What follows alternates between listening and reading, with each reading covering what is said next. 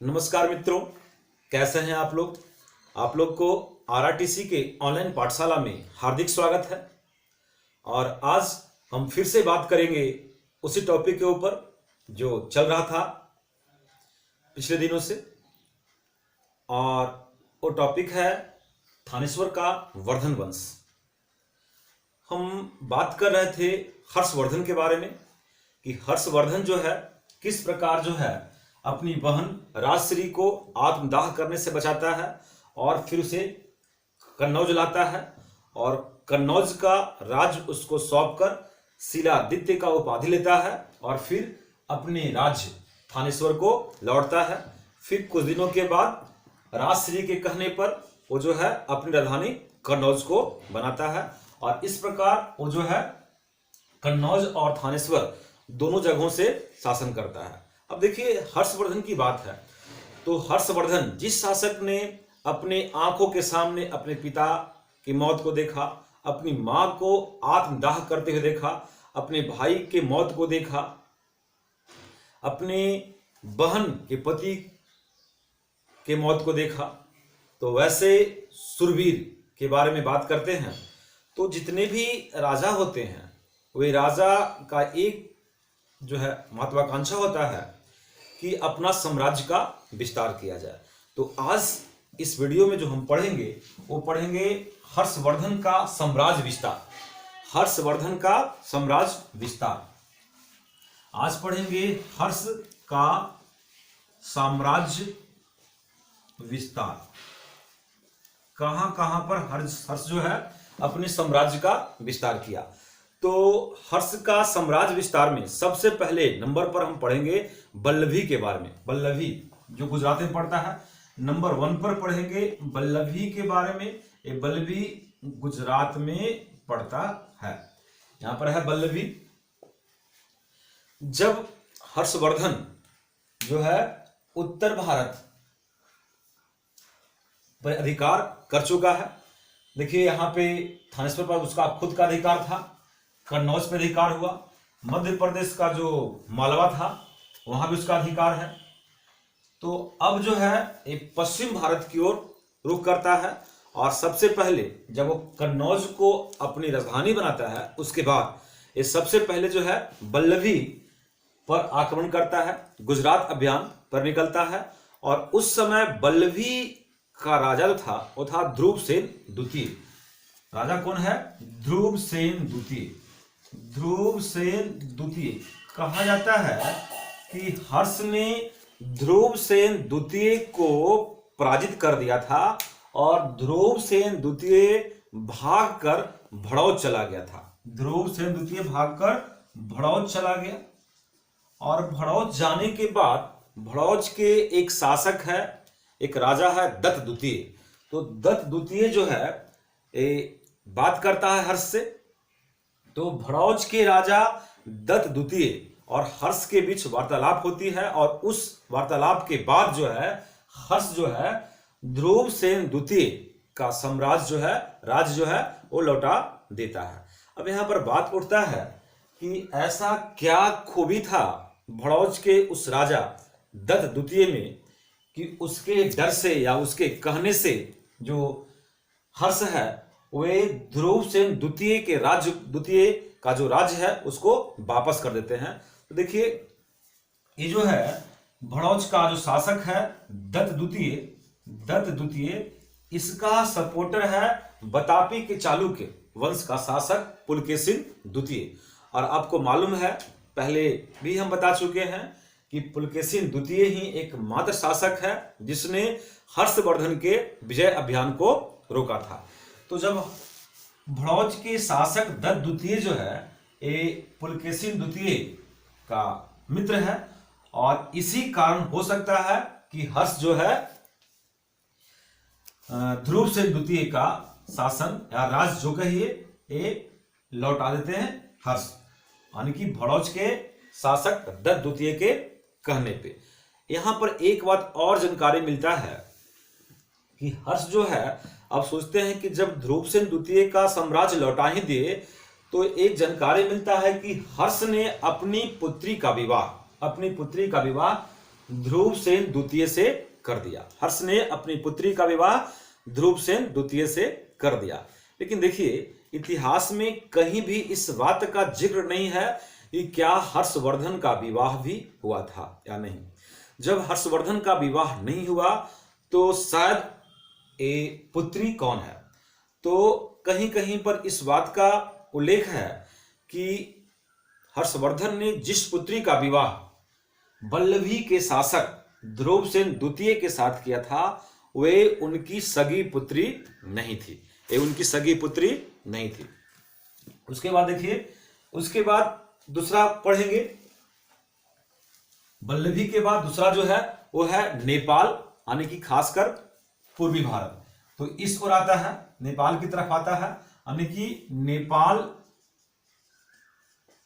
यानी कि पूर्वी भारत की बात करें तो नेपाल पर भी हर्ष का साम्राज्य था। इस बात की पुष्टि होती है, वहां से एक संवत मिला, इसको कहते हैं हर्ष संवत। तो हर्ष संवत से इस बात की पुष्टि होती है कि हर्ष का साम्राज्य जो है वो नेपाल पे भी था। हर्ष संवत मिला है कहां से? नेपाल से। और हर्ष संवत मिलने से ये साबित होता है कि नेपाल पे भी हर्षवर्धन का साम्राज्य था। लेकिन सिर्फ हर्ष संवत मिलने से इस बात का प्रमाण मिल जाए कि हर्षवर्धन का साम्राज्य नेपाल में भी था, तो देखिए दक्षिण भारत से जो है शक संवत का प्रमाण मिला है। दक्षिण भारत से शक संवत का प्रमाण मिला है। और शक संवत का प्रमाण जब दक्षिण भारत से मिला है, और आपको मालूम है कि शक संवत कब शुरू हुआ था, और शक संवत शुरू करने वाले कौन थे? विक्रमादित्य, जिनको प्रथम कहा गया, जिन्होंने शकों को खदेड़ा था और 57 ईसा पूर्व में शक संवत का शुरुआत किया था। तो शक कभी भी दक्षिण भारत नहीं आए। तो दक्षिण भारत में शक संवत का प्रमाण क्यों मिला? तो जिस प्रकार यहां पर देखें कि दक्षिण भारत में शक कभी नहीं आए और दक्षिण भारत में शक संवत का प्रमाण मिला है, तो नेपाल में हर्ष संवत सिर्फ मिलने से इस बात को मान लेना कि नेपाल में भी हर्ष का साम्राज्य था, एक उचित नहीं होगा। लेकिन फिर भी नेपाल में हर्ष का साम्राज्य था, ऐसा इतिहास बतलाता है। उसके बाद 3 नंबर पर देखेंगे, कश्मीर के बारे में देखेंगे। कश्मीर के बारे में देखेंगे कि कश्मीर में जो है भगवान बुद्ध का दांत रखा हुआ था और शरीर का कुछ अंग रखा हुआ था। और हर्षवर्धन जो है वो कश्मीर जाते हैं और कश्मीर जाकर वे राजा से बोलते हैं कि हर्ष का जो दांत रखा, हर्ष बोलते हैं कश्मीर के राजा से कि गौतम बुद्ध का जो दांत रखा हुआ है वो हमें दे दीजिए। तो जाहिर सी बात है कि कश्मीर के राजा के पास वो दांत था नहीं, वो बौद्ध मठ होगा, तो बौद्ध मठ के पास ये दांत रखा हुआ था। और एक प्रमाण मिलता है कि गौतम बुद्ध के दांत जो है हर्षवर्धन को दे दिया जाता है। अब हर्षवर्धन का दांत, गौतम बुद्ध का दांत हर्षवर्धन को दे दिया गया कश्मीर के राजा के द्वारा। तो इस बात से यह जाहिर होता है कि कश्मीर पे भी हर्षवर्धन का दबाव रहा होगा, उस पे भी दबदबा रहा होगा। तो ये देखें कश्मीर पे। उसके बाद बात करते हैं 4 नंबर पे कामरूप यानी कि असम। कामरूप यानी कि असम के बारे में बात करते हैं। जैसा कि हम कल भी बात किए थे कि कामरूप यानी कि असम में जो राजा है वो है भास्कर वर्मन या भास्कर वर्मा जो कहिए। तो कामरूप का शासक है भास्कर वर्मन। देखिए हुएनसांग जब चीन से भारत आए थे तो वे कश्मीर के बाद सबसे पहले जो है थानेश्वर के बाद कन्नौज पहुंचे। और उस समय कन्नौज में हर्षवर्धन नहीं थे, वो पहले हर्षवर्धन के पास ही गए थे, लेकिन हर्षवर्धन नहीं थे तो ये आगे बढ़ गए और आगे चले गए कामरूप के शासक भास्कर वर्मन के पास। और जब हर्षवर्धन अपनी राजधानी कन्नौज लौटे तो उन्हें पता चला कि चीन का यात्री एक बहुत बड़ा विद्वान जो है हुएनसांग मेरे दरबार में आए थे। तो हर्षवर्धन जो है वे भास्कर वर्मन के पास एक दूत को भेजते हैं और खबर भिजवाते हैं कि ह्वेन सांग को आप मेरे के यहाँ भेज दीजिए। तो भास्कर वर्मन बोलता है कि मेरा सर जो है धड़ से अलग हो सकता है, बट हम ह्वेन सांग को कहीं नहीं भेजेंगे। इस बात की सूचना जब हर्षवर्धन को मिलती है तो हर्षवर्धन बोलते हैं कि ठीक है, तो भास्कर वर्मन का सर ही लेकर आ जाओ। भास्कर वर्मन से जाके बोलो कि वो अपना सर ही दे दे। अब इस बात की डर से या जो कहिए, बाद में भास्कर वर्मन जो है ह्वेन सांग को खुद लेकर पहुंचते हैं कन्नौज हर्षवर्धन के दरबार में। तो ये देख रहे थे हम लोग हर्ष के साम्राज्य का विस्तार, कि हर्ष जो है अपने साम्राज्य का विस्तार किस प्रकार किया है। तो ये आगे देखते हैं हम ह्वेन सांग के बारे में, और ह्वेन सांग के साथ जोड़कर देखेंगे हर्षवर्धन के बारे में। अभी हर्ष की कहानी भी अधूरी है, तो ह्वेन सांग के साथ हम हर्षवर्धन की कहानी को जोड़कर आगे बढ़ते हैं। तो अब बात करते हैं ह्वेन सांग के ऊपर। देखिए ह्वेन सांग जो है, ह्वेन सांग ए चीन का यात्री था, चीन का रहने वाला है। इसका जन्म के बारे में कहा गया है, कहीं कहीं किसी पुस्तक में 600 ईस्वी मिलता है और कहीं 602 ईस्वी मिलता है। तो ह्वेन सांग का जन्म जो है 600 ईस्वी में, ईसा पूर्व नहीं, ईस्वी में 600 ईस्वी में हुआ था। कहीं कहीं पर 602 ईस्वी भी मिलता है। तो ह्वेन सांग का जन्म जो है 600 ईस्वी में हुआ था, और उस समय चीन में सुई वंश का राज था। पता नहीं पारिवारिक विवाद कहिए या किसी उलझन कहिए या किसी बाहरी दबाव के कारण जो है सुई वंश का जो है पतन हो गया, सुई वंश का अंत हो गया। और जब सुई वंश का अंत हो गया तो उस समय ह्वेन सांग का उम्र मात्र 20-22 वर्ष रहा होगा। देखिए जब 600 मानेंगे तो उसका उम्र 22 वर्ष रहा होगा, और 602 मानेंगे तो 20 वर्ष। तो ह्वेन सांग 20 या 22 वर्ष की उम्र में जो है वे सन्यासी बन जाते हैं। ह्वेन सांग सन्यासी बन जाते हैं और बौद्ध भिक्षुओं से मिलते हैं, और उन्हें बौद्ध धर्म में जो है आस्था हो जाती है। अब वे चाहते हैं कि किसी प्रकार जो है बौद्ध धर्म की जानकारी को अधिक बढ़ाने के लिए, अपनी जानकारी को बढ़ाने के लिए हम उस जगह पे जाए जहां से बौद्ध धर्म का उत्पत्ति हुआ है। यानी कि वे चाहते हैं किसी प्रकार भारत आना। लेकिन सबसे बड़ी समस्या है भारत जाने के लिए कि उस समय भारत की जो भाषा थी वो संस्कृत थी, उनको संस्कृत आती नहीं थी। तो जब तक संस्कृत नहीं जानेंगे तो भारत जाकर करेंगे क्या, किस प्रकार भारत के धर्म ग्रंथों को पढ़ेंगे, किस प्रकार ज्ञान का अर्जन होगा। तो ह्वेन सांग के पास पहला समस्या है संस्कृत जानना, और दूसरा समस्या है राजा से पारपत्र लेना। पारपत्र का मतलब होता है परमिट पत्र, आदेश पत्र, जो राजा इशू करता है जिससे आप विदेश जा सकते हैं। तो सबसे बड़ा समस्या था संस्कृत सीखना। तो उस समय उन्होंने पहले संस्कृत सीखा। अब बताइए चीन में उनको संस्कृत सिखाएगा कौन, चीन में संस्कृत सिखाने वाला कौन मिला उनको।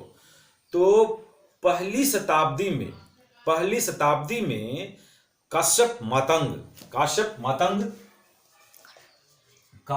मातंग जो है चीन गए थे और चीन में कुछ दिन व्यतीत किए थे, इसलिए चीन में भी जो है संस्कृत कुछ लोग जान चुके थे।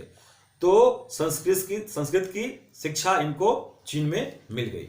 उसके बाद ह्वेन सांग जो है अपने राजा, चीन के राजा जो सुई वंश के बाद जो वंश आया होगा उसके राजा से आदेश लेने के लिए जाते हैं।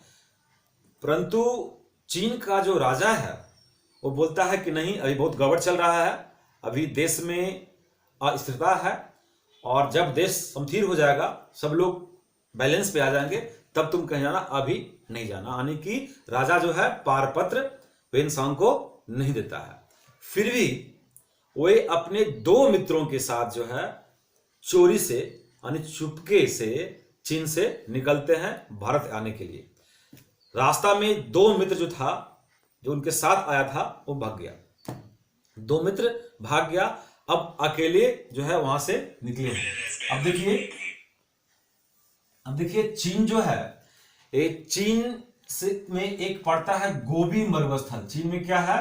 गोबी मरुस्थल। चीन में है गोबी मरुस्थल। एक गोबी मरुस्थल को घोड़े से पार करते हैं। गोबी मरुस्थल को घोड़े से पार करते हैं और उसके बाद यहां से पहुंचते हैं। यहां पर देखिए, यहां पे है पाकिस्तान और फिर ये है अफगानिस्तान। ये अफगानिस्तान पाकिस्तान होते हुए कश्मीर पहुंचता है। तो एक गोबी मरुस्थल को घोड़े से पार करता है, उसके बाद पैदल या किसी अन्य साधन से होते हुए जो है ये पहुंचता है। और देखिए, अफगानिस्तान में एक पर्वत है हिंदू कुश पर्वत, और पाकिस्तान में एक पर्वत है सुलेमान पर्वत। अफगानिस्तान में है हिंदू कुश पर्वत और पाकिस्तान में है सुलेमान पर्वत।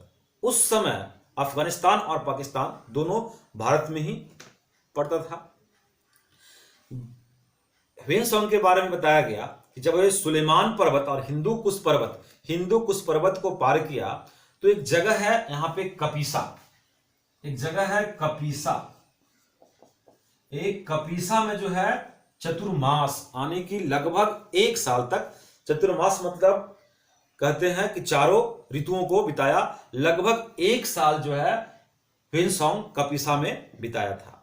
और वहां से कपीसा के बाद जो है ये सीधे पहुंच गया कश्मीर। अब बात है कि ये भारत आया कब था? तो भारत आया था 630 ईस्वी में। 630 ईस्वी में ये भारत पहुंचा था। उसके बाद कपीसा में 1 साल व्यतीत किया। कपीसा के बाद जो है एक 630 में आया और उसके बाद जो है कश्मीर में आया और कश्मीर में 2 साल रहा। कश्मीर में ह्वेनसांग 2 साल रहा और कश्मीर में रहकर बौद्ध धर्म का ज्ञान जो है बढ़ाया। कई बौद्ध भिक्षुओं के साथ रहा, बौद्ध विद्वानों के साथ रहा और इसने अपने ज्ञान अर्जन किया, यानी कि ज्ञान को बढ़ाया, बौद्ध धर्म से संबंधित ज्ञान को बढ़ाया। उसके बाद वहां से हर्ष से मिलने के लिए गया। वहां के बाद जो है कश्मीर में 2 साल रहा, वहां से फिर हर्ष से मिलने के लिए निकला, क्योंकि वो सुना था कि भारत में जो है हर्षवर्धन जो है सबसे प्रतापी और महत्वपूर्ण शासक है। लेकिन जब वो हर्ष से मिलने के लिए गया तो उस समय हर्ष जो है कन्नौज में नहीं थे। तो वहां के बाद वो काशी, मथुरा, गया होते हुए पहुंच गया नालंदा विश्वविद्यालय। तो नालंदा विश्वविद्यालय में ह्वेनसांग 1.5 साल रहा। देखिए 1.5 साल, कहीं कहीं चर्चा मिलता है कि 6 वर्ष तक रहा है। तो 6 वर्ष तक रहा है ह्वेनसांग, 6 वर्ष तक ही नालंदा विश्वविद्यालय में रहा। 1.5 वर्ष तक इसने अपनी पढ़ाई की और उसके बाद यहाँ अध्ययन करने के बाद अध्यापन का भी कार्य किया है ह्वेनसांग। अध्ययन के बाद अध्यापन का भी कार्य किया है। जो 1.5 वर्ष तक अध्ययन का कार्य किया नालंदा विश्वविद्यालय में, उस समय वहां के जो आचार्य थे उनका नाम था शिलभद्र। और शिलभद्र के निर्देश में इन्होंने योग शास्त्र का अध्ययन किया। शिलभद्र के निर्देश में योग शास्त्र का अध्ययन किया। कहा जाता है कि नालंदा विश्वविद्यालय का जो दरबारी होता था, वो दरबारी भी आने वाले विद्यार्थियों से पहले टेस्ट लेता था। अब सोच लीजिए कि जिस विश्वविद्यालय का दरबारी यानी कि गेटमैन इतना पावरफुल हो जो कि टेस्ट ले सकता है, तो उस विश्वविद्यालय के आचार्य शिलभद्र कितने बड़े विद्वान होंगे। तो उस विद्वान से इसने शिक्षा लिया ह्वेनसांग ने नालंदा विश्वविद्यालय में। उसके बाद वहां से निकलकर ये पहुंच गए असम और भास्कर बर्मन के दरबार में गए। और भास्कर बर्मन के दरबार में ये जो है कुछ दिन व्यतीत किए। उसके बाद देखने को मिलता है कि एक बात पहले बता चुके हैं कि जब ह्वेनसांग भास्कर बर्मन के पास थे और जब कन्नौज लौटकर आए थे हर्षवर्धन, तो जब उनको जानकारी मिली थी कि उनके दरबार में चीनी यात्री ह्वेनसांग आए थे, तो ये खबर भिजवाए थे भास्कर बर्मन के पास। और भास्कर बर्मन बोला कि हम सर धड़ से अलग कर सकते हैं, लेकिन ह्वेनसांग को नहीं भेज सकते हैं। तो हर्ष बोले थे कि ठीक है सर ही दे दो। उसके बाद वो लेकर पहुंचा था। तो उसके बाद यहां पहुंचते हैं भास्कर बर्मन के पास। उसके बाद यहां से जब वो पहुंचते हैं हर्ष के पास, जब भास्कर बर्मन उनको लेकर जाता है हर्षवर्धन के दरबार में, तो जब हर्ष से मिलते हैं ह्वेनसांग, तो देखिए तब क्या होता है। अब ह्वेनसांग जो है हर्ष से मिलेंगे तब क्या होगा। हर्षवर्धन सोचता है कि देखिए सुनिए, पहले ह्वेनसांग के आने से पहले भी जो है हर्षवर्धन जो है बौद्ध धर्म के प्रति उसका लगाव बढ़ रहा था। लेकिन हर्षवर्धन इस द्वंद में था कि महायान ठीक है या हीनयान ठीक है। देखिए जैसा कि बात हम पिछले क्लास में भी किए हैं कि गौतम बुद्ध की मृत्यु के बाद जो है बौद्ध धर्म हीनयान और महायान दो भागों में बट गया था। हीनयान का मतलब था जो बुद्ध की पुरानी मान्यताओं को मानता है, जो कुछ भी परिवर्तन करने को तैयार नहीं है, उसे हीनयान कहते हैं। लेकिन महायान था जो कि बुद्ध की प्रतिमा का पूजा करता था और बौद्ध धर्म की प्रचार प्रसार करने के लिए नया नया तरकीब ढूंढता था। हालांकि गौतम बुद्ध अपने जीवन में कहे थे कि मेरा कभी भी प्रतिमा नहीं बनाना, मैं भगवान नहीं हूं। जिस दिन अगर मेरी प्रतिमा बनाई गई उस दिन ये धर्म जो है नष्ट हो जाएगा। और आगे चलकर हुआ भी, कम गए, लेकिन उस समय बहुत व्यापक रूप में धर्म जो है फैल रहा था। अब चूंकि पहले बात कर चुके हैं, पहले बताए, एक दिन और बताए थे पिछले दिन कि ह्वेनसांग जो है महायान का समर्थक था। जब ये ह्वेनसांग जो है हर्षवर्धन से मिलता है, तब जो है हर्षवर्धन भी महायान के समर्थक बनते हैं, यानी कि महायान संप्रदाय को अपनाते हैं। उसके बाद देखिए करते क्या है कि कन्नौज में ही एक बहुत बड़ा धार्मिक सभा बुलाते हैं। कन्नौज में एक बहुत बड़ा धार्मिक सभा बुलाते हैं। कौन? हर्षवर्धन। जब उनसे ह्वेनसांग मिले हैं तो कन्नौज में एक बहुत बड़ी धार्मिक सभा बुलाते हैं। उसमें 20 देशों के राजाओं को आमंत्रित किया गया। 20 देशों के राजाओं को आमंत्रित किया गया। 30,000 बौद्ध भिक्षु आते हैं। 30,000 बौद्ध भिक्षु आते हैं। 3,000 ब्राह्मण आते हैं। 3,000 ब्राह्मण आते हैं और 1,000 नालंदा विश्वविद्यालय के आचार्य आते हैं। सोचिए कितना बड़ा ये धार्मिक सभा हुआ होगा कि नालंदा विश्वविद्यालय के 1,000 आचार्य जो है कन्नौज पहुंचे हैं उस धार्मिक सभा के आयोजन में। और ये धार्मिक सभा जो है 20 दिनों का होने वाला है। और उसमें जो है ये हर्षवर्धन जो है ये अनाउंस करवा चुके हैं कि इसका अध्यक्षता जो है, मंच का अध्यक्षता जो है ह्वेनसांग करेंगे। यानी कि ह्वेनसांग से कोई वाद विवाद नहीं करेगा। ह्वेनसांग जो कहेंगे वो बात को माना जाएगा। अब देखिए यहाँ पे 3,000 ब्राह्मण भी आए हुए हैं जो हिंदू धर्म से बिलोंग करते हैं। अब देख रहे हैं यहाँ पर कि जो 20 दिन का सभा है इसमें लगातार हिंदू धर्म की बुराई हो रहा है और लगातार बौद्ध धर्म को बढ़ा चढ़ाकर पेश किया जा रहा है। तो ब्राह्मणों के बीच में कानाफूसी होती है और ब्राह्मणों को लगता है कि ये उचित नहीं हो रहा है, हमारे धर्म से खिलवाड़ हो रहा है। और भारत में हिंदू धर्म के प्रति लगाव था लोगों को और ये जो है लगातार बौद्ध धर्म के प्रति उजागर कर रहा है, भाव को उजागर कर रहा है। अब ये लोग मन ही मन जो है, इनका मन जो है बौखला रहा है ब्राह्मणों का, और एक प्लान तैयार करते हैं कि किसी तरह ह्वेनसांग को ही मार दिया जाए। न रहेगा बांस और न बजेगी बांसुरी।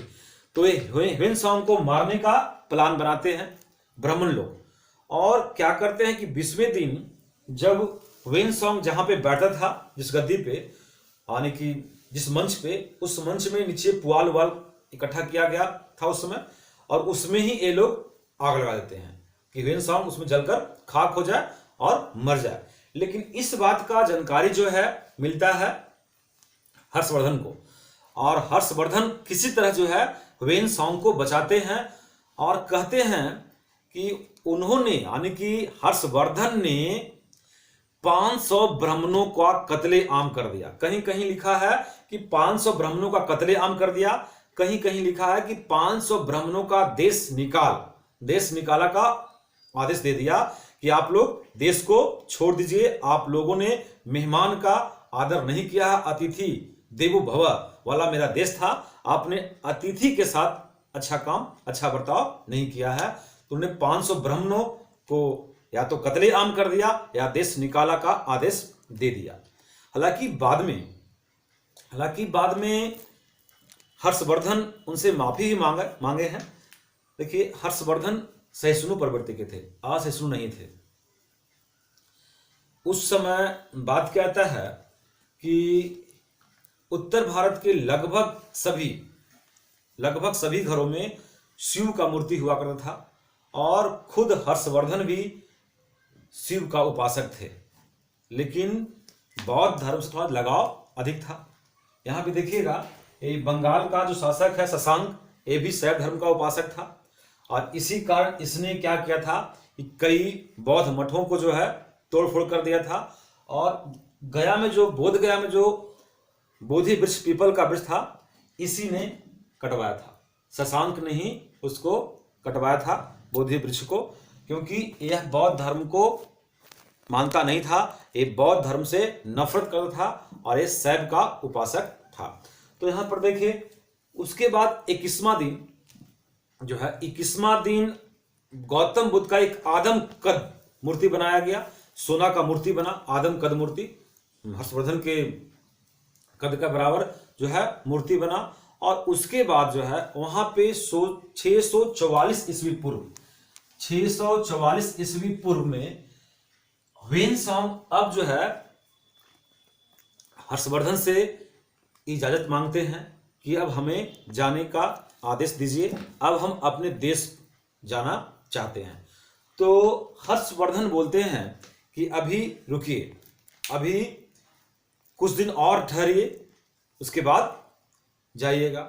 तो ह्वेनसांग बोलते हैं कि हम तो रुक जाएंगे, ठीक है, लेकिन मेरे रुकने से अगर यहाँ के लोग की भलाई हो तो हम रुक सकते हैं।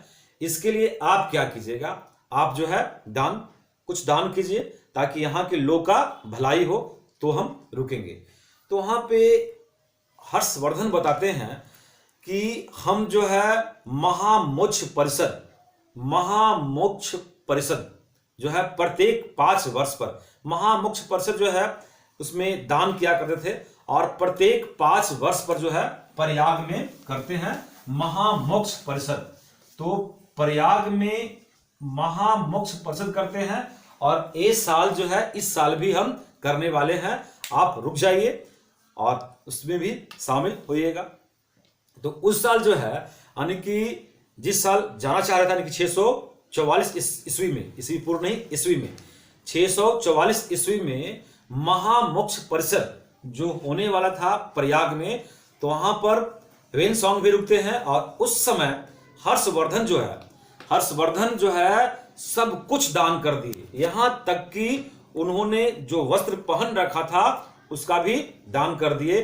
कहते हैं कि हर्षवर्धन की बहन जो है राजश्री, उनको अपनी दुपट्टा उड़ाकर उनके इस बदन को ढकी थी, नहीं तो वे अपना सब कुछ दान कर दिए थे। उसके बाद जो है यहां पर देखने को मिलता है कि 645 ईस्वी में ह्वेनसांग जो है, 645 ईस्वी में ह्वेनसांग अपने देश को लौट जाता है, अपना देश लौट जाता है। तो ये हम देख रहे थे अभी ह्वेनसांग के साथ मिलाकर हर्ष की कहानी, यानी कि ह्वेनसांग और हर्ष को मिलाकर देख रहे थे। अब थोड़ा सा चर्चा और कर लेते हैं नालंदा विश्वविद्यालय के बारे में ज़्यादा तो नहीं करेंगे, थोड़ा बहुत करेंगे। और इस प्रकार फिर जब नालंदा विश्वविद्यालय के बारे में चर्चा कर लेंगे तब हमारा जो है थानेश्वर का वर्धन वंश जो है एक कंप्लीट हो जाएगा। तो देखते हैं नालंदा विश्वविद्यालय के बारे में थोड़ी जानकारी लेते हैं। नालंदा विश्वविद्यालय, नालंदा विश्वविद्यालय कहाँ है? बिहार में है। नालंदा विश्वविद्यालय बिहार में है। अगर आप लोग में से कोई नालंदा नहीं देखे हैं, नहीं गए हैं, तो कृपया एक बार जरूर जाएं ताकि अपने विरासत को, अपने ऐतिहासिक धरोहर को देखें। ये नालंदा विश्वविद्यालय के बारे में ह्वेनसांग बताता है कि नालंदा विश्वविद्यालय का स्थापना जो है सक्रादित्य नामक राजा ने किया है। इसका स्थापना सक्रादित्य नामक राजा ने किया है। सक्रादित्य नामक राजा ने किया है नालंदा विश्वविद्यालय का स्थापना, जिसका मूल नाम महेंद्रादित्य था। इसका मूल नाम क्या है? महेंद्रादित्य था। तो ह्वेनसांग के कहने के अनुसार, कथनानुसार नालंदा विश्वविद्यालय का स्थापना सक्रादित्य ने किया है। अब देखिए सक्रादित्य जो है वो ह्वेनसांग किसको बोलता है? सक्रादित्य ह्वेनसांग बोलता है गुप्त वंश के शासक कुमार गुप्त को। गुप्त वंश के शासक कुमार गुप्त को ही बोलता है सक्रादित्य। यानी कि नालंदा विश्वविद्यालय का स्थापना कुमार गुप्त ने करवाया था। आप लोग कुमार गुप्त के बारे में जानते होंगे। तो कुमार गुप्त को ही सक्रादित्य बोलते हैं या महेंद्रादित्य बोलते हैं। तो ह्वेनसांग कुमार गुप्त को सक्रादित्य के रूप में संबोधित करता है और ह्वेनसांग बतलाता है कि नालंदा विश्वविद्यालय का स्थापना सक्रादित्य ने किया था। नालंदा विश्वविद्यालय उस जमाने का सबसे बड़ा विश्वविद्यालय था, सबसे बड़ा विश्वविद्यालय था। उसमें 10,000 विद्यार्थी पढ़ते थे। 10,000 विद्यार्थी पढ़ते थे। विद्यार्थी कितना थे? 10,000 विद्यार्थी पढ़ते थे और शिक्षक की संख्या 1,000 से 1,500 थी। कहीं कहीं पर 1,500 भी मिलता है। यानी कि नालंदा विश्वविद्यालय में 10,000 विद्यार्थी थे और 1,500 शिक्षक, यानी कि 5 या 6, यानी कि 6-7 विद्यार्थी पर एक शिक्षक हुआ करते थे। सोच लीजिए कितना ढंग का पढ़ाई मिलता होगा। और आज सोच लीजिए कि आज एक एक शिक्षक जो है 1500 2,000 का बैच चला रहा है। और उस समय नालंदा विश्वविद्यालय में एक शिक्षक पे 6 या 7 विद्यार्थी होते थे। देखिए यहां पर जो नालंदा विश्वविद्यालय के बारे में बात की कि विद्यार्थी की संख्या 10,000 और शिक्षक की संख्या 1,500 हुआ करता था। इसके बारे में बताइए कि इसमें एंट्रेंस पाना, यानी कि इसमें दाखिला लेना, एडमिशन करवाना जो है काफी मुश्किल था, क्योंकि नालंदा विश्वविद्यालय में द्वारपाल भी जो है वो टेस्ट लेता था। पहले द्वारपाल ही 10 क्वेश्चन 15 क्वेश्चन द्वारपाल ही करता था। और द्वारपाल जब टेस्ट लेगा तो उसके बाद अंदर जाएंगे, उसके बाद वहां फिर से टेस्ट होगा। तो नालंदा विश्वविद्यालय में सबसे बड़ा खासियत था कि यहाँ एक पुस्तकालय था। यहाँ एक पुस्तकालय था, लाइब्रेरी पुस्तकालय था। नालंदा विश्वविद्यालय में जो पुस्तकालय था उसका नाम था धर्मगंज। पुस्तकालय का नाम क्या था? धर्मगंज। और इस धर्मगंज में 3 भवन था। धर्मगंज में 3 भवन था। रत्न सागर,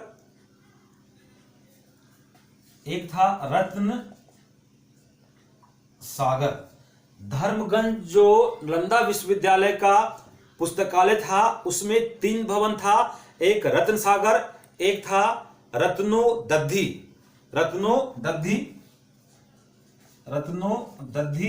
और तीसरा जो महल था उसका नाम था रतन रंजक। ये 3 महल था धर्मगंज पुस्तकालय में। नालंदा विश्वविद्यालय का जो धर्मगंज पुस्तकालय है उसमें 3 महल हुआ करता था। सोच लीजिए कितना बड़ा पुस्तकालय होगा। अब बात कीजिए, इतना बड़ा पुस्तकालय है, इतना विद्यार्थी, इतना अधिक शिक्षक, यानी कम विद्यार्थी पे अधिक शिक्षक, इसका खर्चा कहां से आता होगा? तो इसका खर्चा 200 गांव का जो राजस्व था वो मिलता था। इसमें से 100 गांव तो हर्षवर्धन ने ही दिया था, 100 गांव हर्षवर्धन का दिया हुआ था और 100 गांव का और राजस्व जो है नालंदा विश्वविद्यालय को मिलता था। अब देखिए इतना बढ़िया विश्वविद्यालय, इसके बारे में जब देखिए फाहियान जब आया था तो फाहियान ने तक्षशिला विश्वविद्यालय का चर्चा किया है, तक्षशिला विश्वविद्यालय का चर्चा किया है। लेकिन देखिए तक्षशिला विश्वविद्यालय और नालंदा विश्वविद्यालय में सबसे बड़ा फर्क क्या है कि तक्षशिला विश्वविद्यालय में आवासीय व्यवस्था नहीं था, जबकि नालंदा विश्वविद्यालय में आवासीय व्यवस्था भी था। अनेक विद्यार्थी वहीं पर रहकर अध्ययन करते थे। वहां हर एक विद्यार्थियों को रहने के लिए अलग अलग कमरा बना हुआ था, प्रत्येक कमरा में कुआं बना हुआ था। अभी भी आप जाकर देख सकते हैं, वहां पे नालंदा विश्वविद्यालय खंडहर को जाकर देख सकते हैं किस तरह का व्यवस्था था। लेकिन वहां पर जाकर गाइड को रखकर ही घूमिएगा, तब चलेगा पता आखिर में था क्या, नहीं तो सिर्फ वहां पर ईंट वगैरह देकर आइएगा। ठीक है, तो सोच लीजिए इतना बढ़िया विश्वविद्यालय, इतना भव्य और इतना शानदार शिक्षकों से भरा हुआ विश्वविद्यालय, लेकिन इस विश्वविद्यालय को एक बेवकूफ, खतरनाक, जो कहिए उसको दुष्ट प्रवृत्ति का व्यक्ति ने इस विश्वविद्यालय में आग लगा दिया था। वो दुष्ट व्यक्ति कोई और नहीं, वो दुष्ट व्यक्ति जो था उसका नाम है बख्तियार खिलजी। बख्तियार खिलजी ने नालंदा विश्वविद्यालय में आग लगा दिया था। देखिए भारत जो है 1192 में ही एक तरह से गुलाम हो गया। जब पृथ्वीराज चौहान हारे थे तराइन के दूसरे युद्ध में, तो उस समय ही एक तरह से भारत गुलाम हो गया था। किसका? मुसलमानों का गुलाम था। तो 1206 ईस्वी में देखते हैं कि गुलाम वंश का पहला शासक, यानी कि दिल्ली सल्तनत का पहला वंश है गुलाम वंश, और गुलाम वंश का पहला शासक जो है कुतुबुद्दीन ऐबक बनता है। और कुतुबुद्दीन ऐबक का सिपह सलार था बख्तियार खिलजी, और बख्तियार खिलजी जो है उसने ही नालंदा विश्वविद्यालय में आग लगवाया था। देखिए कहानी इसके पीछे कि जब कुतुबुद्दीन ऐबक जो है अपने सिपह सलार बख्तियार खिलजी को बिहार की ओर कूच करने को कहा, तो बिहार के कई इलाकों को जीतकर अपने कब्जे में कर लिया और राज्य कर रहा था।